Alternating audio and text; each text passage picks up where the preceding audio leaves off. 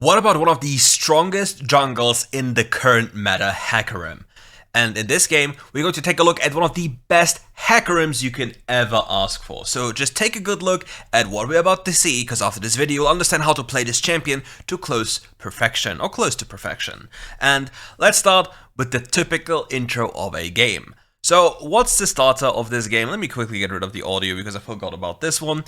But technically speaking, Hecarim is a good full clear jungle. He can do very consistently without a big issue, and then he can start snowballing the game without any problems. But how can he do so, and what differences does this champion have when he swaps up builds? For example, he can start rushing for Trinity Force as well as rushing Phase Rush, or having Phase Rush. Conqueror is very good for extended fights, but Phase Rush will help him assassinate the backline and get out without any issues. However, with the Divine Sunderer build, with the Conqueror build being more tanky, allows you to take over fights by just standing inside, being an absolute punching bag, while dishing out insane amounts of damage. So, what is important about the clear so far? What he does is he drags camps towards the next camps to make sure that he saves some time. You really do not want to waste time standing still when your champion can already move forward, and another thing that's very key towards this jungle clear is putting another point into your first ability on level 3. Rather than putting a point into your third ability, this will make sure that you clear faster, whereas your third ability would allow you to go for a cheeky gank or any type of play. But just take a good look at how he clears the jungle, what he does, and how he transitions between camps, not wasting too much damage on an old camp when his ability would finish off the old camp while also transitioning to a new camp. Also, worthy of note is he's pathing towards a Jax lane where the enemy is a Narcissus. Potentially, depending on how much damage the Jax dealt to the Narcissus, they can go for a cheeky dive after he secured Scuttle Crab, because with his ultimate, it's going to be super easy going. And as you've seen, 140 full clear, which is something the least junglers can do on this patch. And many people, even mates on this champion, don't really do because, well, they mess up their jungle clear. But with this done, we see the Narcissus is about 1/4 of HP, a little bit closer, probably like 1/3. Now he has ultimate available, there's still a cannon minion, and this Narcissus is just gone. Goodbye, good sir, you are taken care of. Now with this done, he also grabs a quick plating, recalls on the spot, and the question is, what does he itemize now? He goes for the components of Trinity Force and the default tier 1 boots. Now with his extra little time on hand, he's walking towards the bot lane of his, or rather here, this top lane, and he's making sure to be able to go for a proactive play. Pops the ghost, walks after them, the Thresh misses the hook, and a quick little ignite kill, and now the Nautilus levels up. Instant ult combo on the Nautilus, and he uses his third ability to knock back the enemy Thresh away from the wall, so there is no chance that anything can happen, and he just secures this. And while all this was happening, his jungle is still in the process of spawning, and briefly before he ends this play, all of the camps respawn, and he can just quickly go back, get some free gold, and make sure it's super efficient. He also saw that the Zed apparently ulted onto his Veigar mid lane, making it very difficult for the Veigar to survive, because Zed is one of the most annoying champions to face. And we'll see another full clear, potentially, into another play on the Narcissus. Depending on how the Aurelia plays, which you see, he's taking good look here, because the Aurelia has to push in this wave, and if she fails to do so, he will just quickly attack her, denying her the reset, gets the flash for free, leaves the wave in a good position for his mid laner, the Veigar, who just instantly starts pushing the wave. Amazing. That is not supposed to happen in this way, because the Veigar is supposed to keep the wave there, so the Hecarim can return on a flashless target. But yeah, apparently the Aurelia was AFK typing, so the Veigar killed her with an ultimate, and then now he dies to the Zed again, maybe? Okay, this one doesn't happen. At least that one didn't happen. Next thing is, his ultimate comes up very briefly, and he has a Trinity Force in his base, so what he can do now is, number one, he recalls by Trinity Force, walks bot lane, in this case top lane, to his Nautilus, and just kills him with ultimate, or he goes to his red buff, then ganks the Narcissus, takes down the tower, and then proactively plays for the Herald.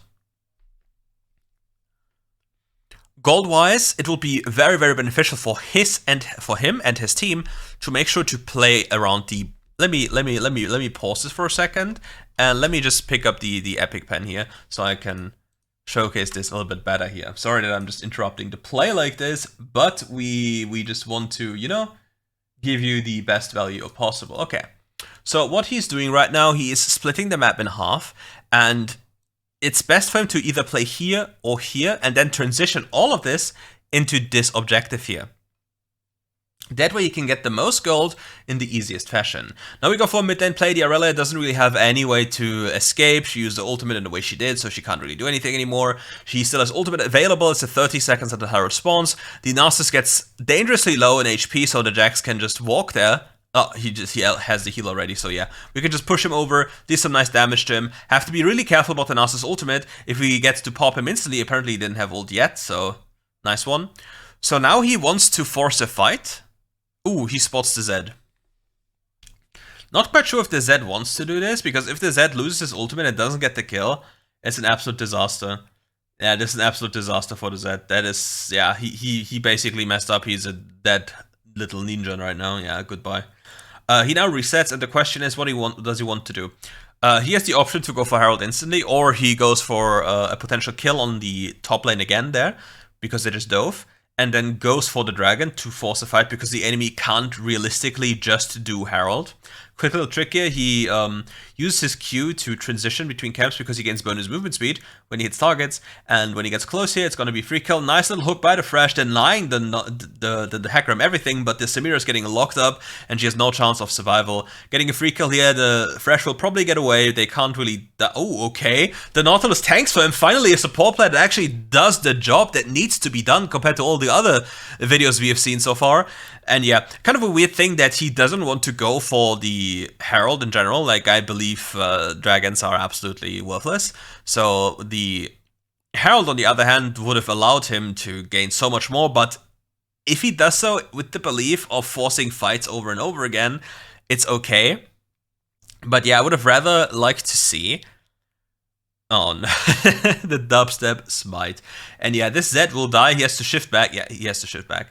I'm not quite happy with the ultimate. I think you could have just wasted more time by running after the Zed and wait for the ultimate. But yeah, it's still fine. The Nautilus does a very beautiful job. The Nautilus is completely solo carrying this game so far, by the way. Like, it's... Like, if you see the scoreboard, you see it like 8, 0, and 2. But most of the game is just Nautilus being an absolute chad. Oh, the mana issues on Hecarim. Oh, will he have enough to smite? Oh, no. No. Tragedy. But yeah, quickly going back to a general idea about Hecarim and his items. Gathering Storm doesn't really do too much for your champion. You barely gain any AD per upgrade, per tick. Triumph does a lot more for you because you have so much or such high uptime in fights. Bloodline helps you sustain because you auto-attack quite a lot, you're in fights for a long time, and Overgrowth is very powerful because you farm the jungle consistently. For this one again, I think it's not very helpful to go for Dragon unless you want to force a fight. Like, if the idea is to force fights that you know you will win, it's a different story. But other than this, I don't think it's a very good play. Now he picks up the Yumo's Ghostblade. As all of you know, Hecarim has a unique interaction with movement speed that the more movement speed he has, the more damage he does.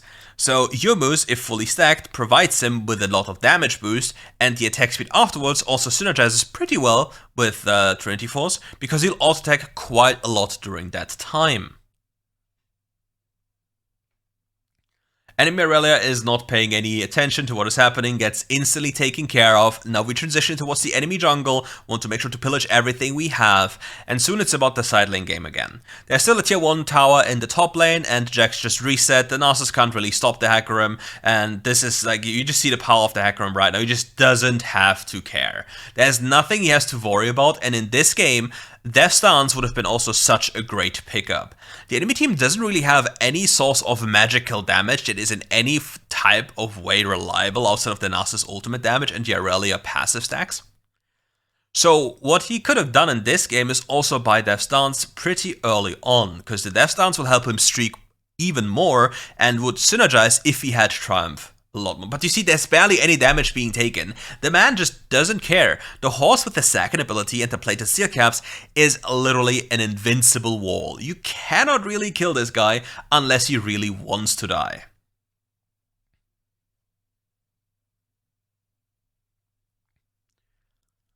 Waiting for the Scuttle Crab shenanigans. Surveying the crabs, being the true ocean lover he is. Then returning to the jungle, as you see, like there's little to no downtime in the type of gameplay we see here. There's like farming, and then going for a new play immediately. And ideally, he combines his farming with a play. So if he's pathing down to this lane here, he wants to go for a proactive play on this side of the map as well, or just reset and go on to the other side of the map again. Here, Smite, the Z could potentially secure this, yes, because as a Hecarim, you cannot really outsmite people. It's very difficult because your only damage spell is your first ability and it really doesn't do too much damage. And if they have any type of secure, they'll just take it away from you. Which is one of the issues why you should always be very much careful about doing big objectives like Baron or Elder, or even Dragons or Herald against champions such as Kha'Zix or Lee Sin.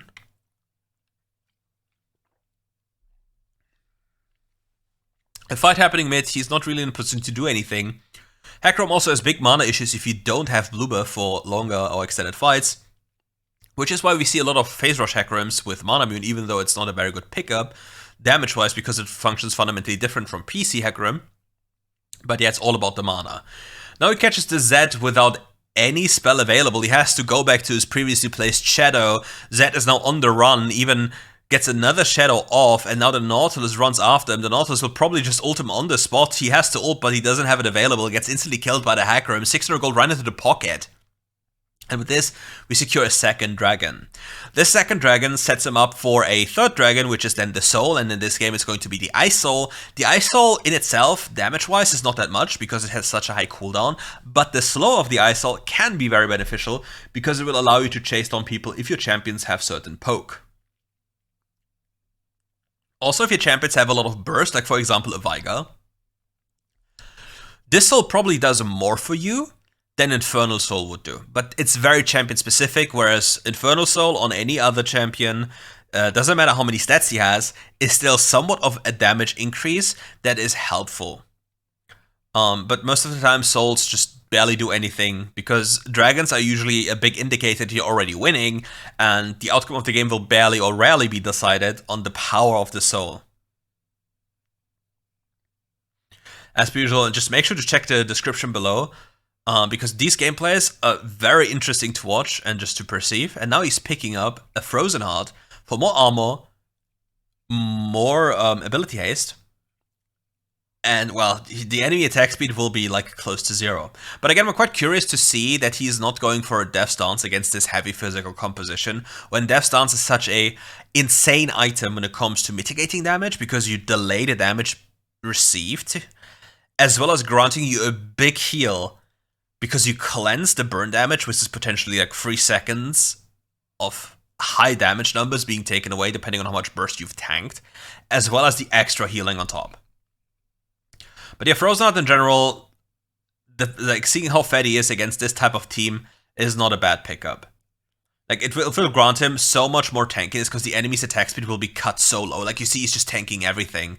The funny thing is with Death Stance, he just survives this. Like Death Stance at Triumph is 100% survival. Doesn't matter if he got ignited so many times. He just mouse overs it, then you got double ignited. But still, he would never die if he had Triumph and Death Stance here. It's not even remotely close. Because you need to remember, just because he gains more armor and the enemy loses some attack speed, doesn't mean that the tankiness increases by so much in this game compared to the Death Stance. Because the Death Stance adds damage, adds armor as well, and it gives you the ability to mitigate or stagger the damage you receive in burst intervals into 3-second intervals. So the damage you've taken is split apart into different ticks. And for example, if you take 1,000 damage, that's cut into 3 different, like not more, like more than 3. Like I think it's 6 ticks, because it ticks every half second, I believe. Correct me if I'm wrong. So if you happen to then get a kill after the second tick, the 4 ticks are being removed. So it's like you've never taken that damage. And then the healing from Triumph, which works synergistically beautifully well with Death Stance, makes you regenerate or recuperate so much HP. Now back to the game. In this game will be decided by Jack split pushing into Hecarim forcing Baron. Now he gets caught in a very bad position, but thanks to his champion, he survives this. Most of the other champions would have instantly died here. He gets hooked again by the Thresh. The Thresh throws a lantern. The Zed can't pick up the lantern but goes on the wall with the second ability. He runs after the Thresh, but he flashes away. He needs to be very careful. He's very low, and his staff would instantly spell the enemy's Nasher. And now is the very dangerous part. The Narcissus is continuously split pushing right now. And what he has to do in this spot is to really make... Why did he pick up a Negatron cloak? Where's the magical damage that he wants the Negatron cloak? Like, this is what I mean. Like, I don't really think that this is really helpful to as a pickup right now. I would rather see Death's Dance. But yeah, this game is technically a game between Jax going side and his team forcing Nasher if this incident at the Dragon didn't appear. But yeah, now it's basically, he has to force this, the enemy Zed is dead, it's a free Nasher, and then the Aurelia is doing something very crazy by going in, trying to just steal this with the best of her ability, and the Jax secures the Nasher, because the smite was a little bit off. Like, just imagine this goes wrong, which is a major throw, and the Dragon Soul is also coming up. He missed the first ability, doesn't really matter, and goes over to the next potential play, which in this case is going to be the Ice Soul. The Ice Soul being taken will add decent amount of damage to Jhin, because Jin's entry damage is very high, and as a consequence, the bonus true damage from the Soul will be also relatively high. But the Hecarim is not as tanky as he seems. And one component is completely, that doesn't do anything, because yeah, there's barely any magic damage. And yeah, he's just running around. The Nasus slow. But you see, like, his second ability has barely any downtime. He can continuously use it thanks to the ability haste he has, which is the other great benefit of the Frozen Heart. But yeah, like, Hecarim, as long as he has his second ability active, he is an absolute demon king. Like, killing him is so difficult. And you see, like, he's not losing any time, as I've mentioned earlier, farming, but somebody has to stop this Nasus. And I'm not even sure at this point, does the Jax win against the Nasus at this point if they're equal items? Because Nasus, if he pops his ultimate and the Jax cannot just run away, has such a little Q cooldown that he's just spamming his face with Sundra procs, and he has so much damage from stacking up, as well as so much damage.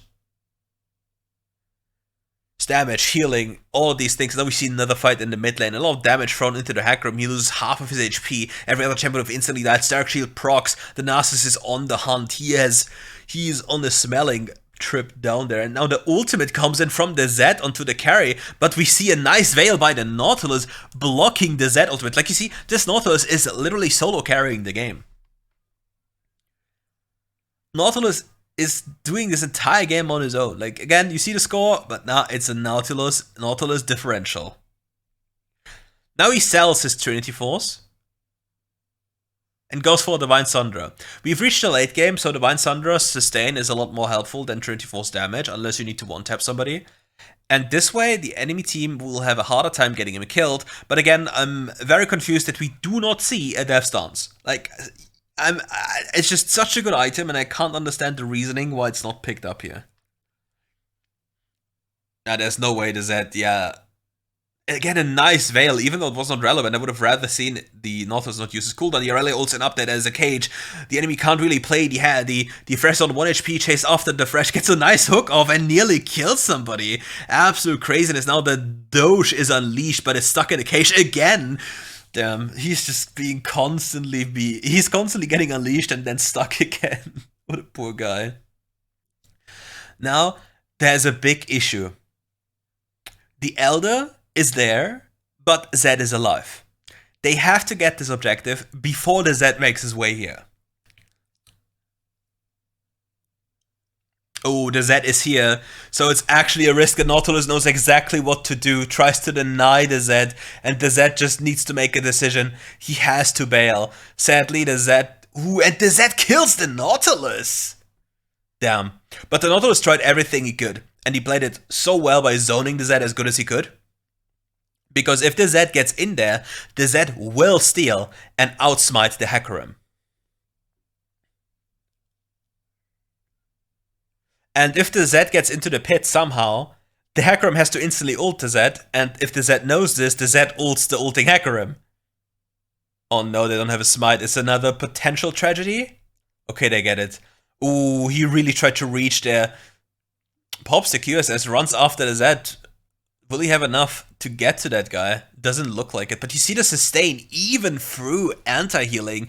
He keeps on healing, but now he's on a leash. The Samira just looks at him, but he just can't do anything. Not even 20 minutes into the game, and this guy is tankier than a Mundo after like 40. Getting movement speed stacks on these little wolves, making sure to look forward to the next play. We see Protector's Vow being procced on the enemy. Also, Noto says Protector's Vow, a very powerful item. And now we're just looking, we just see like how tanky is this guy. He just goes in, the Aurelia ults him. There's not enough damage on the enemy team. He just takes barely any damage. Nothing matters to him. He just doesn't care. Placing down the ward for dominance, getting closer to the Nexus Tower, and it's all a matter of seconds. This game will be lost, but will somebody die? Will somebody die? Will they get to end the game in this manner? Will the Z finally trade another one? And the Hecarim just had enough. He's hitting the Nexus. The Guardian Angel will not do anything for the Z, and this marks the end of the game. And with this, we're at the end of this video. If you like this video, make sure to leave a like and subscribe to the channel. And most importantly, please check out the channel in the description below. Their gameplays are insane. And you see 154 LP. This guy is a menace, an absolute creature of the night, making sure to farm these goblins. And yeah, see you soon for more RiftGuides content.